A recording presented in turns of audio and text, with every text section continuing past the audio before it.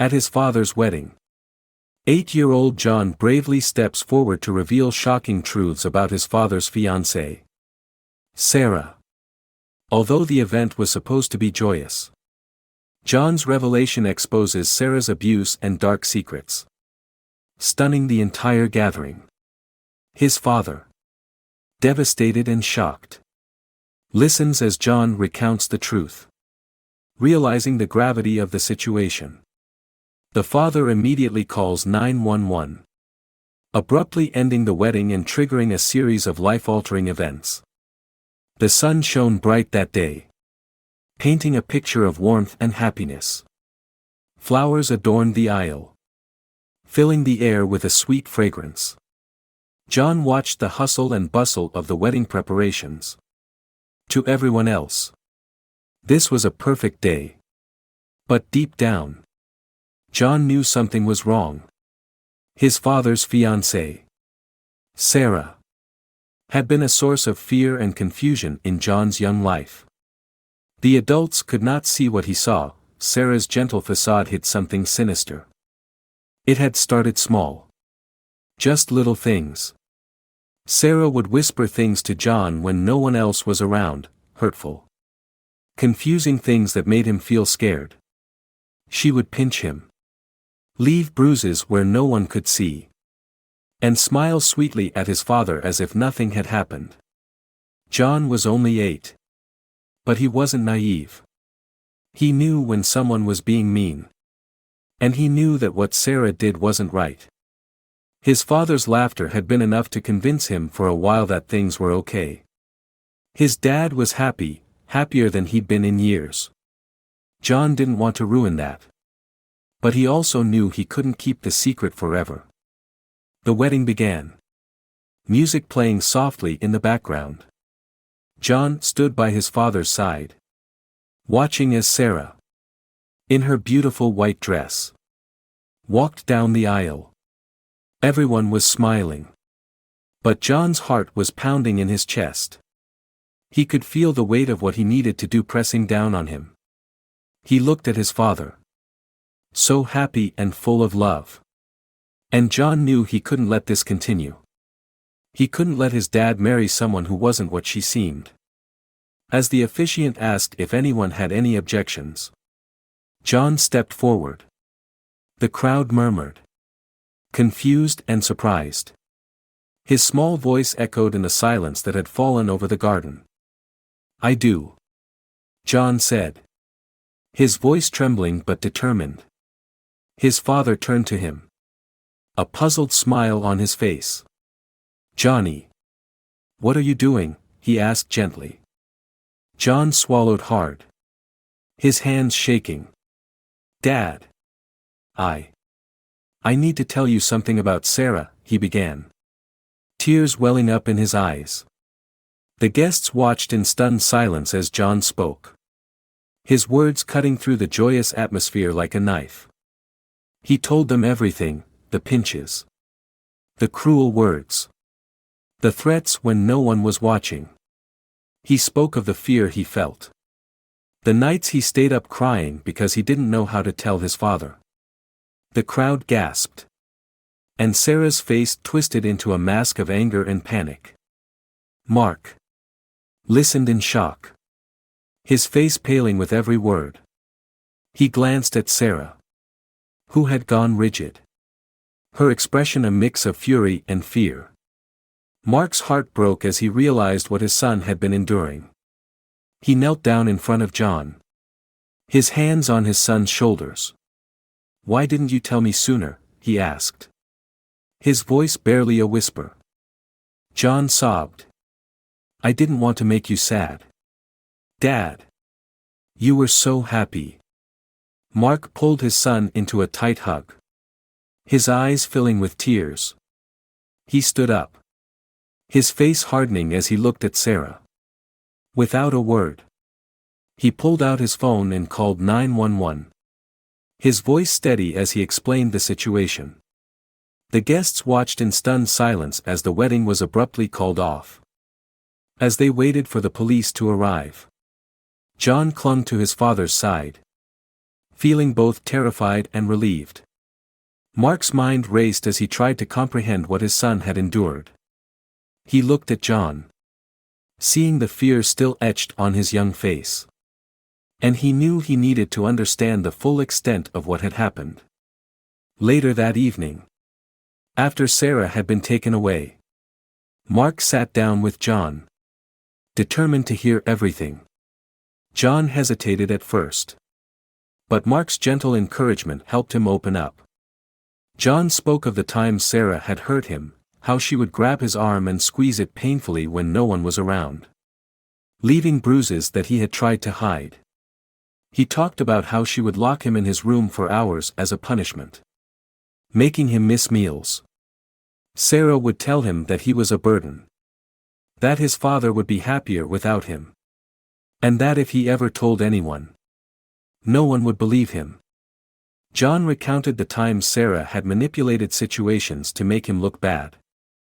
She would break things in the house and blame him, making his father think he was being careless. She would lie about his behavior, claiming that he was acting out or being disobedient.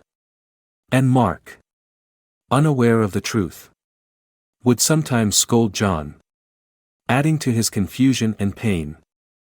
The most heartbreaking part for Mark was hearing how Sarah had threatened John if he ever spoke up. She had told him that if he revealed anything, she would hurt his father, or that she would make sure John was taken away from his dad. The fear of losing his father had kept John silent for so long. He had endured the abuse, believing that it was the only way to protect the person he loved most. Mark listened, his heart breaking with every word. He realized how deeply Sarah had manipulated and abused his son, and the guilt he felt for not noticing sooner was overwhelming. He pulled John into another hug, holding him tightly. "I'm so sorry, Johnny," he whispered, his voice choked with emotion. "I should have seen it. I should have protected you. But I promise, from now on, I'll always keep you safe." John clung to his father, tears streaming down his face. For the first time in a long time, he felt a sense of hope. He knew that things would be different now, that he was no longer alone in facing his fears. The police arrived, and Sarah was taken away, her protests falling on deaf ears. The guests slowly began to leave, murmuring among themselves. Mark held John close, his heart aching for his son. He realized how blind he'd been, how caught up in his own happiness he had failed to see what was happening right in front of him. In the days that followed, Mark did everything he could to make it up to John. He took time off work, spent his days with his son, and made sure John knew he was safe. The house, once filled with the promise of a new family, now felt empty. But Mark knew it was better this way. They didn't need Sarah, they just needed each other. John slowly began to heal, the fear that had once gripped him loosening its hold. He started seeing a counselor, someone who helped him talk about the things Sarah had done. Mark attended the sessions with him, learning how to support his son and be the father John needed him to be. It wasn't easy, some days were harder than others. And the memory of the wedding still haunted them both, but they were moving forward, one step at a time. Months passed, and life began to settle into a new routine. Mark and John grew closer than ever, their bond strengthened by what they had been through. They spent their weekends going on adventures, fishing trips, camping, anything that made John smile. Mark knew he couldn't change the past, but he could give his son a future filled with love and safety. One day, as they sat by the lake, John looked up at his father, a small smile on his face. "I'm glad it's just us, Dad," he said softly. Mark hugged his son, his heart swelling with love. "Me too, Johnny," he replied. his voice thick with emotion. "Me too." As time passed, Mark knew they needed closure. The trauma of that day still lingered. And while they were healing, there was unfinished business. Mark contacted the police to get updates on Sarah's situation. He learned that Sarah was facing multiple charges, and her trial date was set. Mark knew it would be hard, but he felt that attending the trial would help them both find some peace. When the day of the trial arrived, Mark and John walked into the courtroom hand in hand. John was nervous, but he knew his father was by his side. They listened as the prosecution laid out the case against Sarah, detailing her abusive behavior. It was difficult for John to hear, but he felt a sense of relief knowing that the truth was finally being acknowledged. The courtroom was tense, filled with people who had come to witness the trial. Sarah sat at the defense table, her expression cold and emotionless. Her lawyer attempted to paint her as a victim of her own circumstances, someone who had acted out of stress and emotional turmoil. But the prosecution was relentless, presenting evidence that showed a clear pattern of manipulation and abuse. Mark held John's hand tightly as the prosecutor called witnesses to testify. Neighbors who had heard strange noises, teachers who had noticed changes in John's behavior, and even a family friend who had seen Sarah's harsh treatment of John all took the stand. Their testimonies painted a picture of a woman who had carefully hidden her true nature behind a mask of charm and deceit. The most powerful moment came when John was called to testify. Mark squeezed his son's hand, whispering words of encouragement as John made his way to the witness stand. The courtroom fell silent as John began to speak. His voice steadied despite the fear in his eyes. He recounted the abuse in detail, the pinches, the cruel words, the times he had been locked in his room. He spoke about the fear he had felt, the loneliness, and the constant worry that something bad would happen to his father if he ever told the truth. His voice wavered at times, but he never stopped. He wanted everyone to know what Sarah had done, not just to him but to his family. As John spoke, Mark watched, his heart swelling with pride and pain. He could see how much courage it took for his son to relive those moments, to face the person who had hurt him. The judge listened intently, and the jury seemed moved by John's testimony. When he finished, John looked at his father, and Mark gave him a reassuring smile, mouthing the words, "I'm so proud of you." Sarah's defense attorney tried to discredit John's testimony, suggesting that he was confused or that his memories had been influenced by others. But John stood firm, answering each question with clarity and honesty. The prosecutor quickly intervened, reinforcing John's credibility and highlighting the consistency of his account with the other evidence presented. After days of testimony and arguments, it was time for the closing statements. The prosecution spoke passionately about the need for justice, emphasizing the impact Sarah's actions had on an innocent child. They praised John's bravery and urged the jury to hold Sarah accountable for her actions. The defense, on the other hand, continued to plead for leniency, attempting to evoke sympathy for Sarah's supposed struggles. The jury deliberated for hours, and Mark and John waited anxiously in the hallway. Mark kept his arm around John, offering comfort as they sat in silence. Finally, the bailiff called them back into the courtroom. The atmosphere was thick with anticipation as the jury filed back in, their expressions serious. The foreperson stood and announced the verdict, guilty on all counts. A wave of emotion swept through Mark, and he felt tears welling up in his eyes. He looked at John, who was staring straight ahead, his face a mix of relief and exhaustion. The judge commended John for his bravery, acknowledging how difficult it must have been for him to come forward. Sarah was sentenced to prison. And the judge's words made it clear that her actions were inexcusable. As they left the courthouse, reporters tried to approach them. But Mark shielded John from the cameras. They had been through enough. And now it was time to focus on their future. Mark knelt down to John's level and looked him in the eyes. "You were so brave today, Johnny. I'm so proud of you," he said, his voice full of emotion. John smiled, a sense of peace washing over him. "Can we go get ice cream now, Dad?" he asked. His voice filled with the innocence of a child who had been through too much.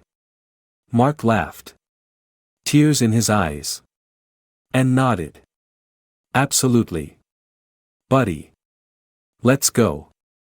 After days of testimony and arguments, the jury reached a verdict. Sarah was found guilty on multiple counts of child abuse and sentenced to prison. The judge commended John for his bravery. And Mark felt a weight lift off his shoulders. It was over. The chapter of their lives that had been filled with fear and pain was finally closing. As they left the courthouse, reporters tried to approach them. But Mark shielded John from the cameras. They had been through enough. And now it was time to focus on their future. Mark knelt down to John's level and looked him in the eyes. "You were so brave today, Johnny. I'm so proud of you," he said, his voice full of emotion. John smiled, a sense of peace washing over him. "Can we go get ice cream now, Dad?" he asked. His voice filled with the innocence of a child who had been through too much. Mark laughed, tears in his eyes, and nodded. "Absolutely, buddy. Let's go." With the trial behind them, Mark and John focused on rebuilding their lives. They moved to a new house. One that didn't hold the memories of Sarah and the pain she had caused. It was a small house on the edge of town, with a big yard where John could play. Mark found a job closer to home, allowing him to spend more time with John. They adopted a dog from the local shelter. A golden retriever they named Max. Max quickly became a beloved member of their little family. Always by John's side, offering comfort and companionship. The laughter that had once been missing from their home slowly returned. And the days grew brighter. Mark made it a point to create new, happy memories for John. They went on road trips, visited amusement parks, and had movie nights with popcorn and blankets in the living room. John began to smile more, his laughter genuine and carefree. The nightmares that had once plagued him became less frequent. And the fear that had once been a constant presence began to fade. One evening, as they sat on the porch watching the sunset, John turned to his father. "Dad, do you think we'll always be okay?" he asked, his voice thoughtful. Mark put his arm around his son, pulling him close. "I know we will, Johnny. Because we have each other. And as long as we have that, we'll always be okay." John nodded, resting his head on his father's shoulder. For the first time in a long time, he truly believed it. Years passed, and John grew into a strong, kind-hearted young man. The scars of his past were still there, but they no longer defined him. He excelled in school, made friends, and found joy in the little things. Mark watched with pride as his son flourished, knowing that the love and support they had given each other had made all the difference. On John's high school graduation day, Mark sat in the audience, tears streaming down his face as he watched his son receive his diploma. John had come so far, and Mark knew that the future was bright for both of them. When John looked out into the crowd and saw his father, he smiled, lifting his hand in a wave. After the ceremony, Mark hugged his son tightly. "I'm so proud of you, Johnny. You've grown into an incredible young man," he said, his voice thick with emotion. John smiled, hugging his father back. "I couldn't have done it without you, Dad," he replied. As they walked to the car, Mark knew that their journey was far from over. There would be new challenges, new adventures, and new memories to make. But he also knew that, no matter what, they would face it all together. And that was all that mattered.